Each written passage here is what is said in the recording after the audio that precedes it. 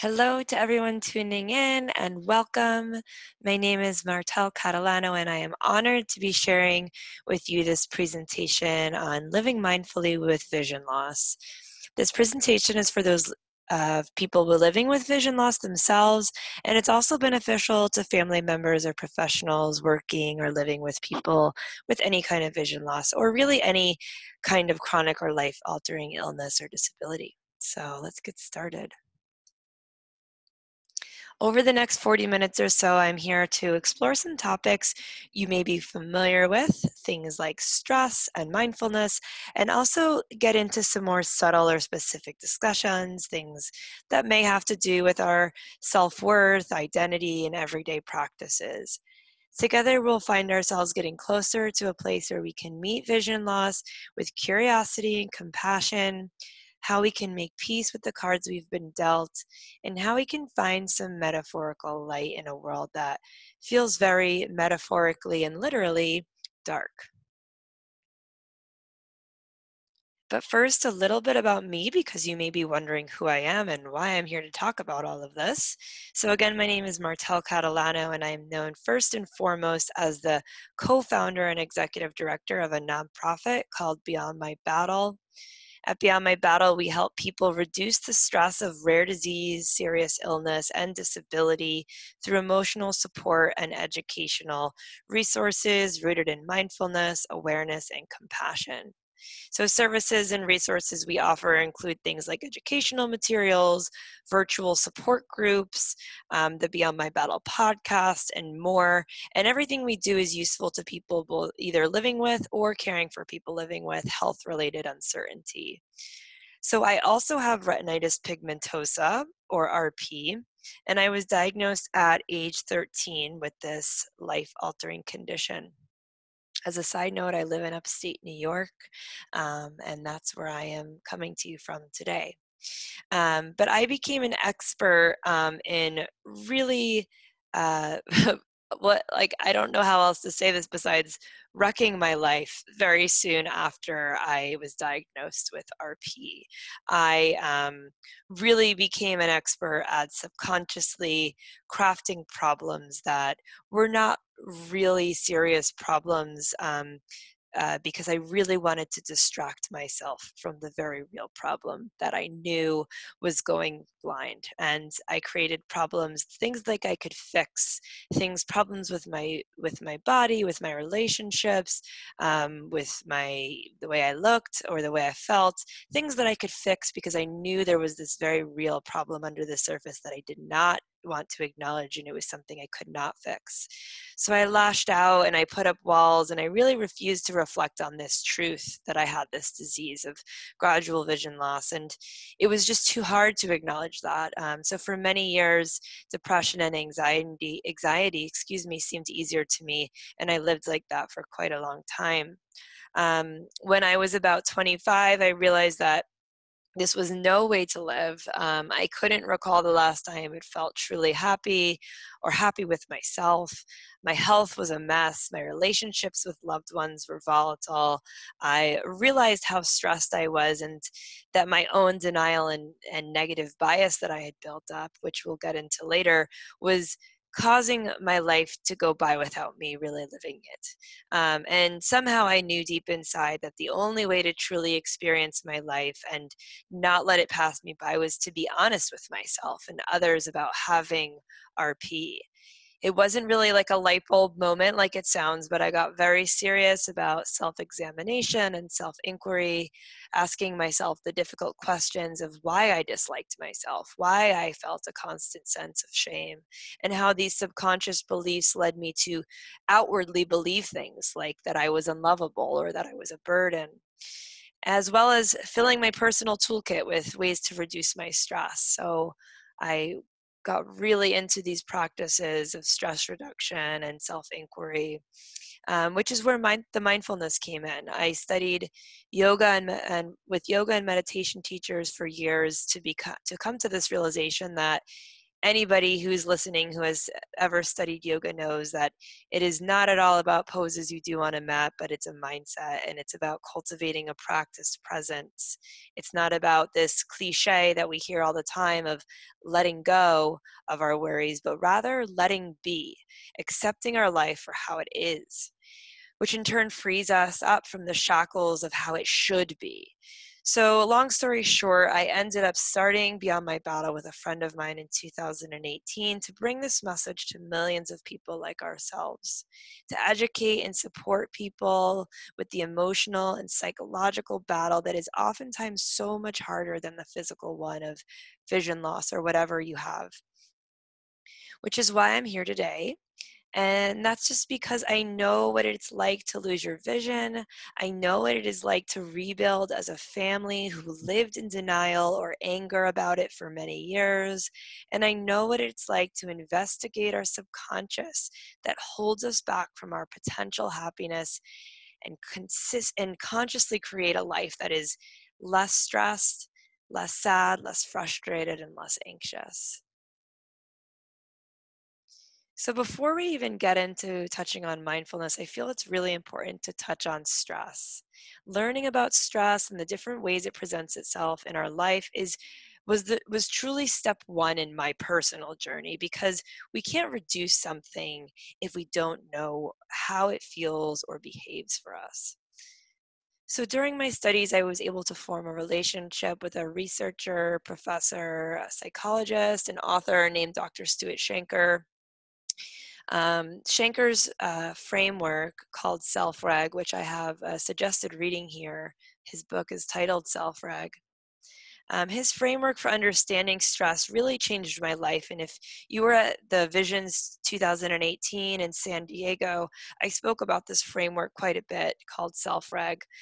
Using self-reg, I first learned what stress really is, which is the process of our body burning energy to maintain balance, and use the framework to understand the different kinds of stress so that I could better understand what was going on for me, since sometimes it felt really indescribable, and I'm sure a lot of you know what that feels like too. Learning about the 5 kinds or domains of stress helped me be able to notice when I was stressed, start to figure out why, which then helped me communicate about it and ultimately reduce it. So, the 5 domains of stress are biological. For someone like me, this includes things like glare or darkness. It could just be feeling tired or sick, and just even things as basic as hot and cold can form our body to go into stress. There's emotional stress, things I experience are fear, anticipation, even excitement. When you're so excited, isolation or anger. These are emotional kinds of stress. There's social stress, so peer pressure or embarrassment. Our relationships with others, of course, have a sense of social stress and even love. Um, there's cognitive stress, so thinking, planning, digesting new information, learning. And then lastly, there's pro-social stress, which we really often think of as empathy. This is a very, very expensive emotion. We expend so much energy feeling for others, and this is so true for us living with degenerative diseases or caring for other people. Because as someone who lives with one, an example that I often give for people with RP is that we can't drive, or many of us don't drive. And so we have to plan out our days or our weeks around public transportation or rides from others. And this is cognitively very stressful, all the planning. And on top of it, there is pro-social stress, right? From feeling like we are asking others to take time out of their day for us. So when we don't know this, we might be really upset or rude to people. I know that I was for a very long time when I needed to ask for a ride, because I was so stressed out about planning what I needed to do, and I felt bad about asking for help.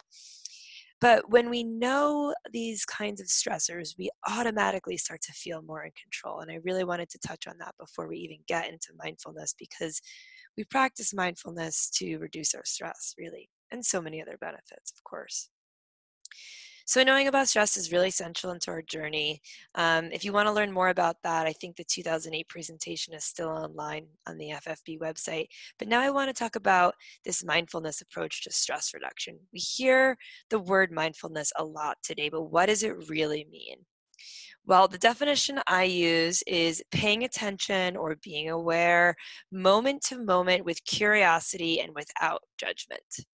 That's it. It sounds so simple, but in fact, practicing mindfulness is quite difficult because the natural state of our waking mind moves around. It weighs things against the past, it plans out our future, and it spirals into all sorts of rabbit holes of thought.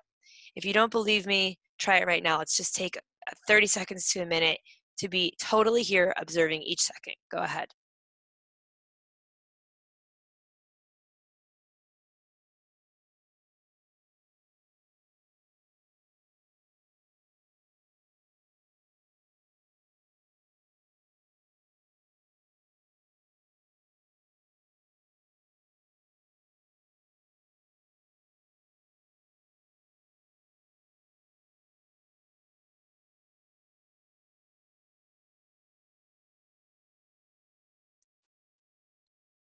So that was just about 30 seconds, and you probably noticed during that time that some thoughts came up. We live our lives like this, even when we're just sitting and relaxing. We're thinking about anything other than the moment so often that 99% of the time we don't even know we're thinking. In many ways, we need to plan things out, or else we'd never go anywhere or achieve anything, of course. But we certainly don't need to do this all the time. And decades of research now prove that by taking just some time each day to practice being present with focused awareness, that we end up happier, less depressed, less stressed, more focused, and our health can improve in really so many ways, ranging from lower blood pressure to reduce gastrointestinal problems, to even warding off additional illnesses. So, when we practice mindfulness, which we can do in many ways, and I will get to that shortly, we break that habit of being unaware of the present. By breaking this habit, we become more aware of the now. And while this sounds nice and good, that's not really why it's so incredibly beneficial. Sure, we love to feel alert and attentive to the present moment, but by increasing our awareness of the present, we're actually cultivating a general awareness of so many things.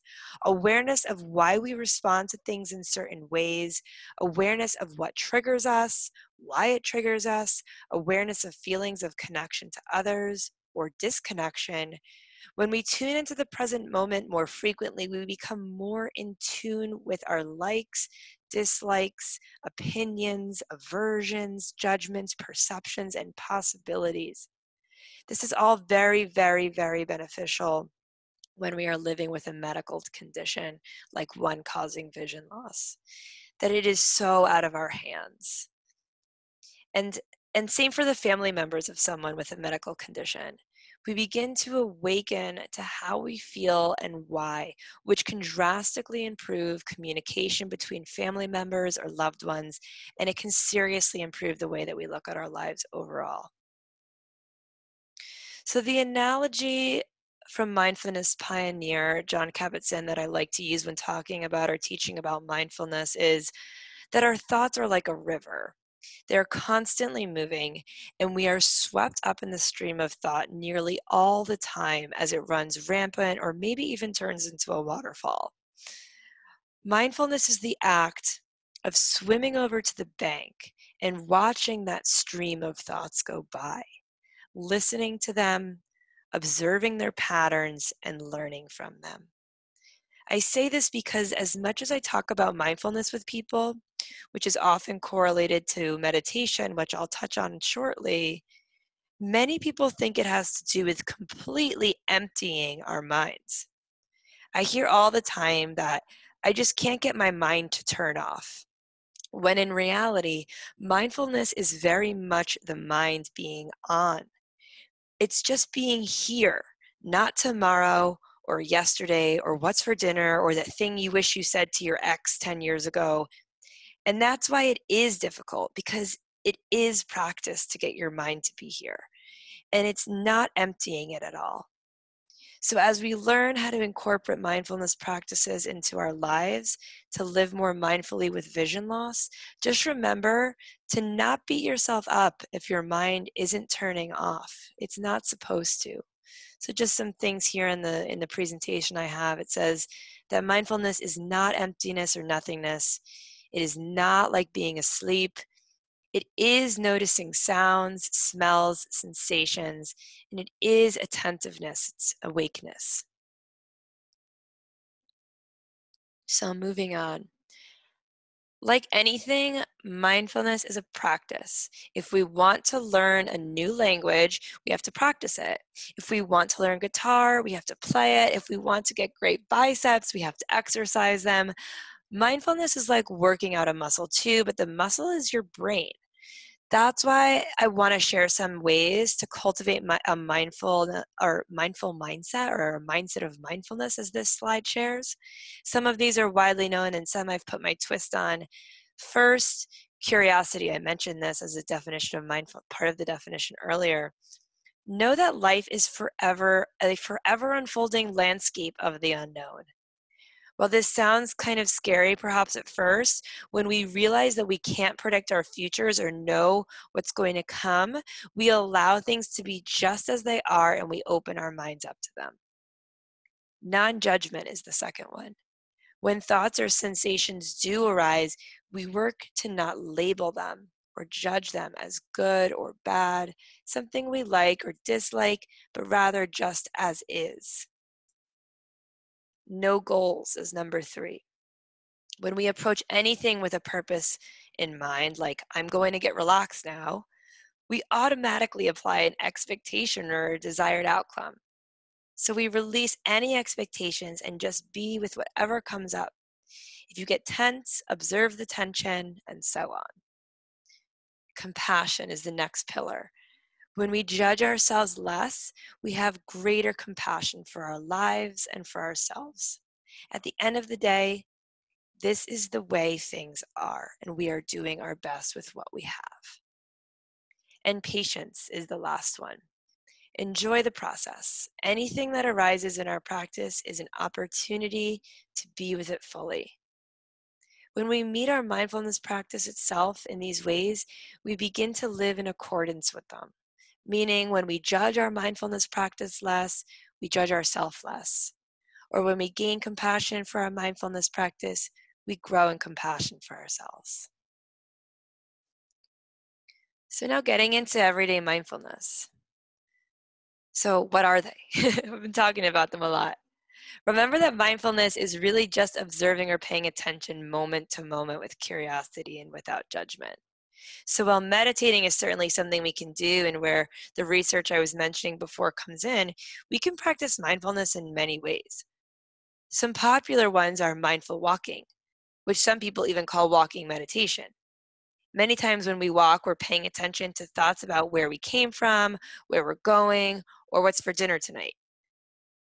When mindfully walking, we focus just on walking.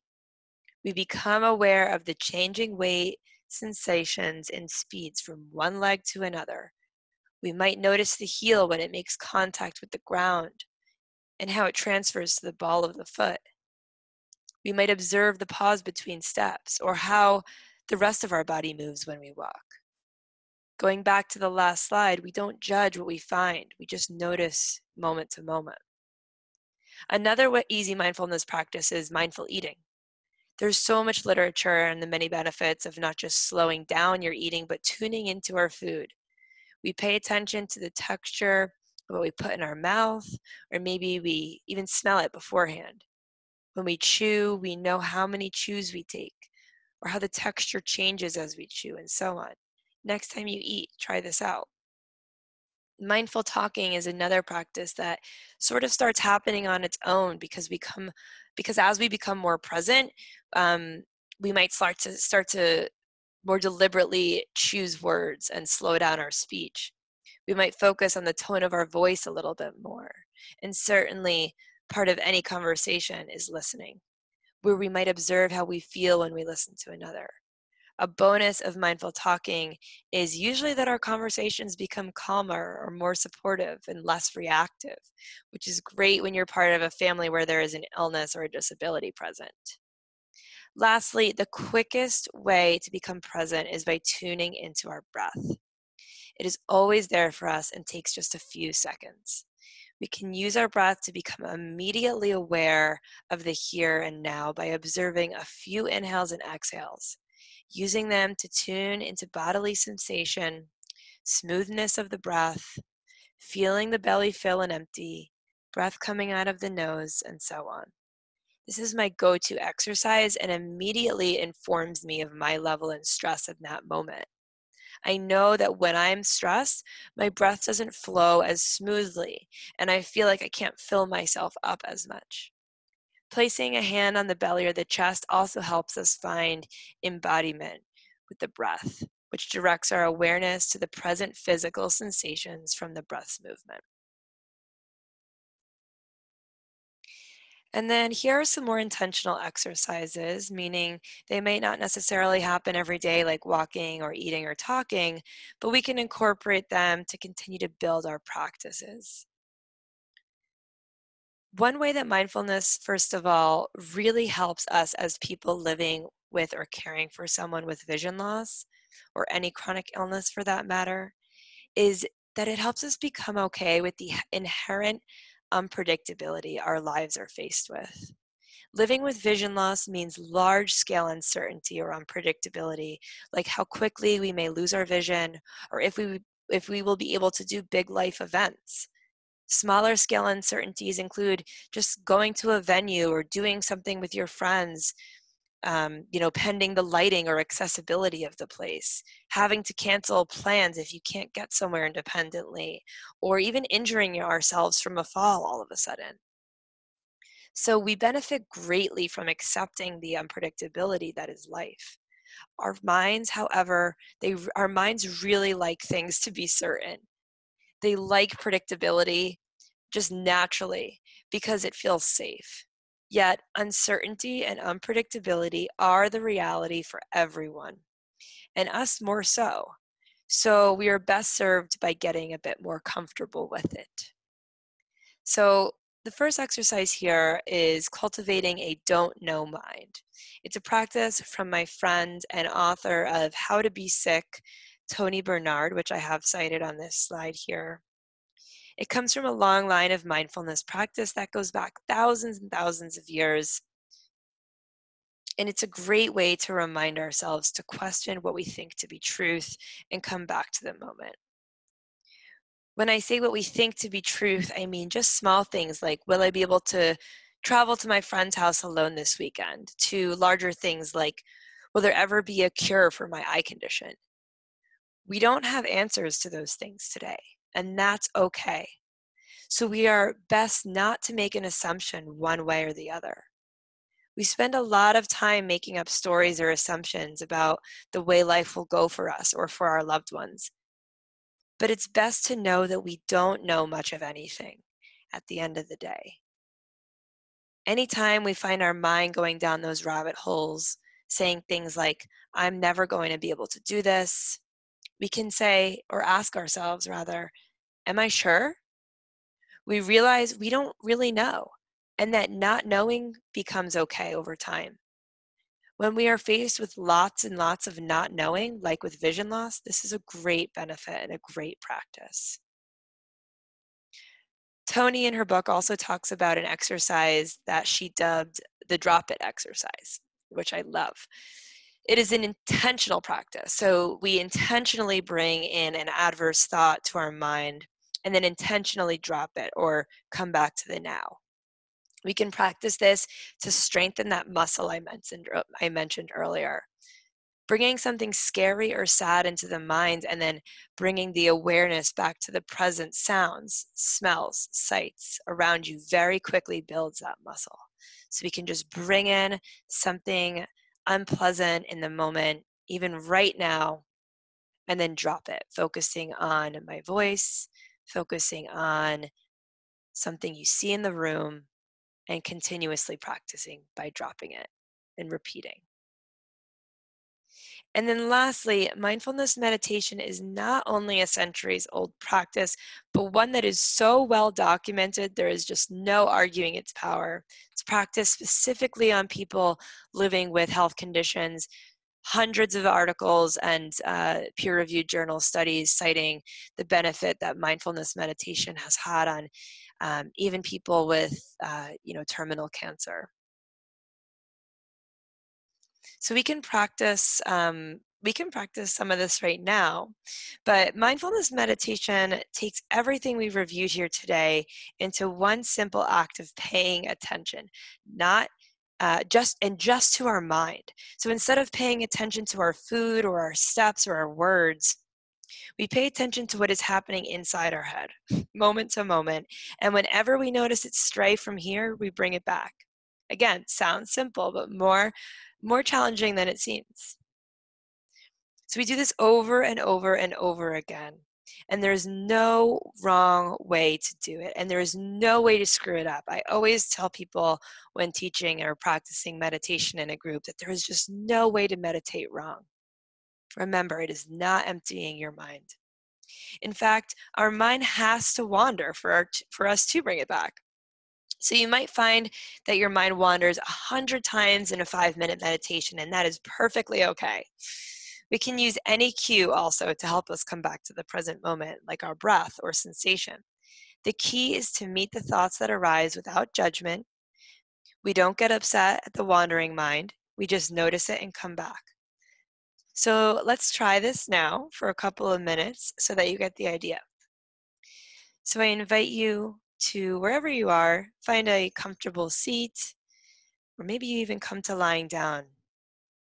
Closing the eyes if you feel, or just having a soft gaze down the bridge of your nose, and just listening to my voice. Noticing your body where it makes contact with the floor and really feeling that part of your body. Perhaps it's your feet touching the floor, or your legs on the couch or the chair. Notice your hands and where they are, maybe placing them somewhere softly. Noticing your shoulders and observing if they hold any tension. Relaxing them if that feels good. And perhaps noticing any sounds around you right now. Aside from my voice, maybe there's some sounds in your room. Just knowing them as part of the present moment. If a new sound comes up, we're not going to label it, we just notice it.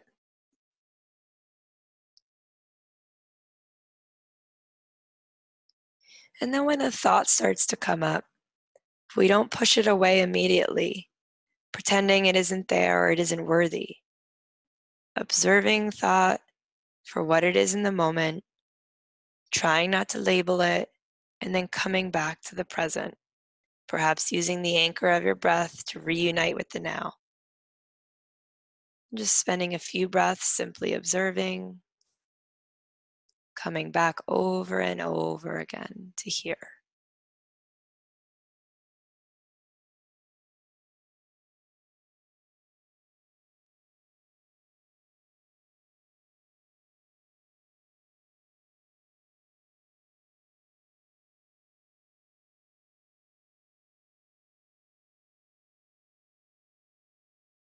And when more thoughts come up, we do the same. Maybe we even say, that's a thought. No labels, just coming back, saying, that's a thought. Each time we observe a thought, coming back to the breath.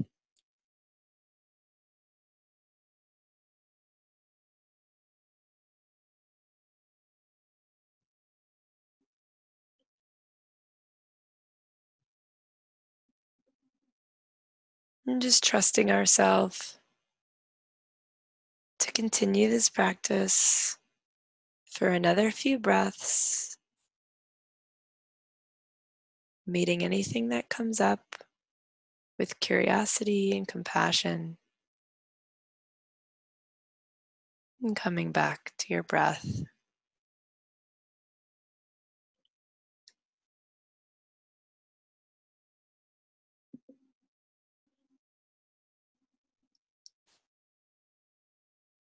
Now taking a really deep inhale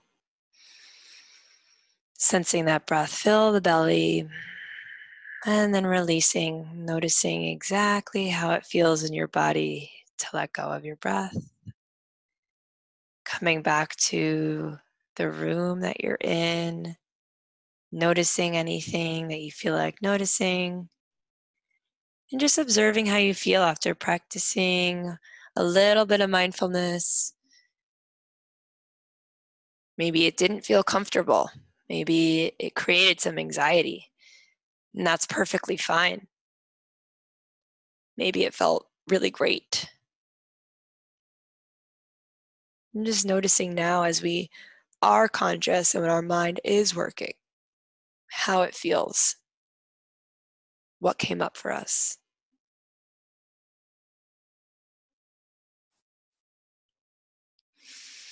So, as I wrap up my presentation here today, I want to leave you with something. I'm sure many of us here have heard someone say that another person is suffering from a disease or an illness. I can't count the number of times I've had someone refer to me as suffering from retinitis pigmentosa. Every time I heard this, now I politely stop them and remind them that I am, in fact, not suffering, and that suffering is an assumption on their part. However, I did suffer for a long time, and I know that I'll probably suffer in some way again. I know that that pain and turmoil I experienced helped guide me to where I am today. In the first slide of my presentation today, I have an image of a lotus that I'm now displaying here again. For those of you who can't see the lotus, it's a flower that is often surrounded by lily pads on water, and this one is light pink in color with a nice yellow center. The lotus is a very symbolic image because it starts growing beneath the surface of very murky and muddy waters. It has to fight its way through the unclear, dark, dirty water to emerge at the top, where it then and only then is able to bloom into what we see as this beautiful flower that embodies a sense of calmness and peace. We are going to have hard times living with vision loss or loving somebody with vision loss. I want you to know that the struggles we endure make us ultimately come out the other side so much stronger and more vibrant. We can allow our vision loss to be a teacher if we let it, guiding us through the muddy water to a place of greater awareness, compassion, and inner peace. So I invite you to keep in touch with me, either personally. My website here is martelcatalano.com. You can contact me directly there. With inquiries, I have a list of things you can read that I've done, videos that I've been featured in, podcasts that I've been on to hear more from me, or one-on-one mentoring opportunities. I also, of course, direct and run this organization Beyond My Battle as my full-time job, where we offer support groups, ebooks, we have a Facebook community, there's a podcast, we have so many more offerings on there, and that you can find at beyondmybattle.org. So thank you all for sharing this experience with me and for tuning into Visions virtually this year.